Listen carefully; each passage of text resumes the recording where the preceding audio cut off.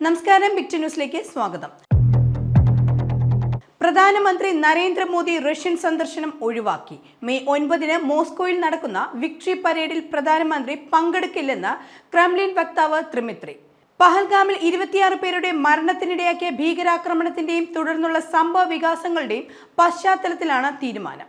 റഷ്യയുടെ രണ്ടാം ലോക മഹായുദ്ധത്തിലെ വിജയാഘോഷ ദിനത്തിലെ വിക്ടറി പരേഡിലേക്കാണ് റഷ്യൻ പ്രസിഡന്റ് പുടിൻ പ്രധാനമന്ത്രി നരേന്ദ്രമോദിയെ ക്ഷണിച്ചിരിക്കുന്നത്. ക്രിമിനൽ അഭിഭാഷകൻ BA ആളൂർ അന്തരിച്ചു. കൊച്ചിയിലെ സ്വകാര്യ ആശുപത്രിയിൽ വെച്ചായിരുന്നു അന്ത്യം. വൃക്ക സംബന്ധമായ അസുഖങ്ങളെ തുടർന്ന് ചികിത്സയിൽ കഴിയുകയായിരുന്നു. നേരത്തെ തന്നെ ആളൂർ അതീവ ഗുരുതരാവസ്ഥയിലാണെന്ന് ആശുപത്രി അധികൃതർ വ്യക്തമാക്കിയിരുന്നു. നിരവധി ക്രിമിനൽ കേസുകളിലെ പ്രതിഭാഗം വക്കീലായിരുന്നു ആളൂർ. സൗമ്യ വധക്കേസിൽ പ്രതി ഗോവിന്ദചാമിക്ക് വേണ്ടി ഹാജരായതോടെയാണ് ആളൂർ ശ്രദ്ധ നേടുന്നത്. കൂടത്തായി ജോളി കേസ് ഉൾപ്പെടെ കോളിളക്കം സൃഷ്ടിച്ച നിരവധി കേസുകളുടെയും പ്രതിഭാഗം വക്കീലായിരുന്നു ആളൂർ. ഇലന്തൂർ നരബലി കേസും വാദിച്ചത് ഇദ്ദേഹം തന്നെയായിരുന്നു. വിവാദങ്ങളായ കേസുകൾ ഏറ്റെടുത്തതിലൂടെയാണ് ആളൂർ ശ്രദ്ധേയനാകുന്നത്. കൊച്ചിയിൽ നടി ആക്രമിച്ച കേസ് ഉൾപ്പെടെ ജനശ്രദ്ധ ആകർഷിച്ച കേസുകൾ ആളൂർ ഏറ്റെടുത്തിട്ടുണ്ട്. പുലിപ്പല്ലു കേസിൽ വനംവകുപ്പ് കസ്റ്റഡിയിലെടുത്ത റാപ്പർ വേടന് ജാമ്യം. വനംവകുപ്പിന്റെ വാദങ്ങൾ തള്ളി പെരുമ്പാവൂർ കോടതി. വേടൻ രാജ്യം വിടാനുള്ള സാധ്യതയുണ്ടെന്ന വനംവകുപ്പിന്റെ വാദവും കോടതി തള്ളിയിരുന്നു. വേടൻ തെളിവ് നശിപ്പിക്കുമെന്ന വാദവും കോടതി തള്ളി. അന്വേഷണവുമായി സഹകരിക്കാമെന്ന് വേടൻ കോടതിയെ അറിയിച്ചു. Perumbavoor judicial first class magistrate കോടതിയാണ് ജാമ്യം നൽകിയിരിക്കുന്നത്. ഏറെ വിവാദങ്ങൾക്ക് വഴിയൊരുക്കിയിരുന്നു വേടന്റെ അറസ്റ്റ്. മാലയിൽ പുലിപ്പല്ല് ധരിച്ചെന്ന കേസിൽ വനംവകുപ്പ് അറസ്റ്റ് ചെയ്ത റാപ്പർ വേടനെ ഇന്ന് രാവിലെ തൃശൂർ വിയൂറിലുള്ള ജുവലറിയിൽ എത്തിച്ച് തെളിവെടുപ്പ് പൂർത്തിയാക്കിയിരുന്നു. Perumbavoor judicial first class magistrate കോടതി വേടനെ 2 ദിവസത്തേക്ക് വനംവകുപ്പിന്റെ കസ്റ്റഡിയിൽ വിട്ടിരുന്നു. കസ്റ്റഡിയിൽ വേണമെന്ന വനംവകുപ്പിന്റെ അപേക്ഷ പരിഗണിച്ചാണ് കസ്റ്റഡി അനുവദിച്ചത്. വേടന്റെ ജാമ്യാപേക്ഷ മെയ് 2-ന് കോടതി പരിഗണിക്കാനിരിക്കവെയാണ് ഇപ്പോൾ ജാമ്യം ലഭിച്ചിരിക്കുന്നത്. വിവാദങ്ങൾക്കിടെ റാപ്പർ വേടന്റെ പുതിയ ആൽബം മോണോലോവ പുറത്തിറങ്ങി.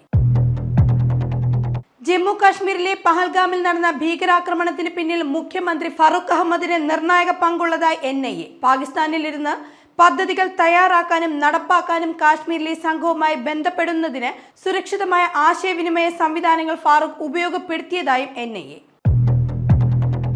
വിഴിഞ്ഞം തുറമുഖ പദ്ധതി യാഥാർത്ഥ്യത്തിലേക്ക്. വിഴിഞ്ഞം തുറമുഖ പദ്ധതി യാഥാർത്ഥ്യത്തിലേക്ക് എത്താൻ ദിവസങ്ങൾ ബാക്കി നിൽക്കെ വിവാദങ്ങൾ ഒഴിയുന്നില്ല. വിഴിഞ്ഞം കമ്മീഷനിൽ പങ്കെടുക്കില്ലെന്ന് പ്രതിപക്ഷ നേതാവ്. തന്നെ സർക്കാർ ക്ഷണിച്ചില്ലെന്നും ആരോപണം. കേന്ദ്ര പരസ്യങ്ങളിൽ മോദി മാത്രമെന്നും മുഖ്യമന്ത്രി ഇല്ല എന്നും ഇടതുപക്ഷ ആരോപണവും. തുറമുഖവും പരിസരവും കനത്ത സുരക്ഷാ വലയത്തിൽ. വിഴിഞ്ഞം തുറമുഖം മെയ് 2-ന് പ്രധാനമന്ത്രി രാജ്യത്തിന് സമർപ്പിക്കും. ഡിജിറ്റൽ സൗകര്യങ്ങൾ ഭരണഘടന ഉറപ്പു നൽകുന്ന മൗലിക അവകാശമാണെന്നും ഗ്രാമീണ മേഖലകളിലുള്ളവരും സമൂഹത്തിലെ പാർശ്വവൽക്കരിക്കപ്പെട്ടവരും ഉൾപ്പെടെ എല്ലാവരും ഡിജിറ്റൽ സൗകര്യങ്ങൾ ലഭ്യമാക്കുന്നുണ്ടെന്ന് സർക്കാർ ഉറപ്പാക്കണമെന്നും സുപ്രീം കോടതി. ബാങ്കിലെ KYC നടപടിക്രമത്തിനിടെ താൻ നേരിട്ട് പ്രശ്നങ്ങൾ ചൂണ്ടിക്കാട്ടി. ഒരു അതിജീവിത നൽകിയതുൾപ്പെടെയുള്ള 2 പൊതു താൽപര്യ ഹർജിയിലാണ് ഈ വിധി. പൊതു സെൻസസിനൊപ്പം ജാതി സെൻസസ് നടത്താനുള്ള തീരുമാനവുമായി കേന്ദ്ര സർക്കാർ. കേന്ദ്ര മന്ത്രിസഭാ യോഗം കഴിഞ്ഞുള്ള വാർത്താ സമ്മേളനത്തിൽ മന്ത്രി അശ്വിനി വൈഷ്ണവാണ് ഇക്കാര്യം വെളിപ്പെടുത്തിയത്. ജാതി സെൻസസ് നടത്താനുള്ള ഭരണഘടനാപരമായ അധികാരം കേന്ദ്ര സർക്കാരിനാണെന്നും അശ്വിനി വൈഷ്ണവ് വ്യക്തമാക്കി.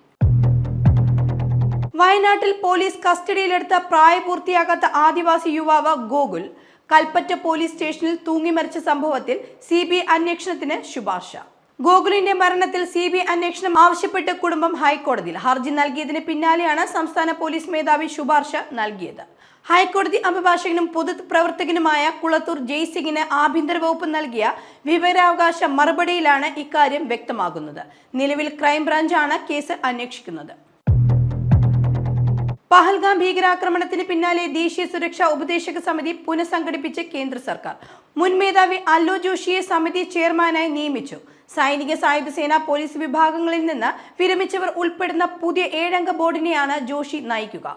പ്രധാനമന്ത്രിയുടെ വസതിയിൽ ഇന്ന് രാവിലെ ക്യാബിനറ്റ് സുരക്ഷാ സമിതിയുടെ ഉന്നതതല യോഗം ചേർന്നിരുന്നു. ഇത്തരത്തിൽ മുമ്പ് ചേർന്ന യോഗത്തിലാണ് പാകിസ്ഥാനെതിരെയുള്ള നയതന്ത്ര നടപടികൾ സ്വീകരിച്ചത്.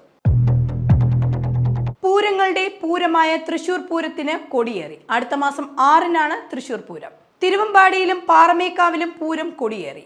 8 ഘടകക്ഷേത്രങ്ങളിലും പൂരം കൊടിയേറ്റ് നടന്നു. തൃശൂർ പൂരം മെയ് 6-നാണ്.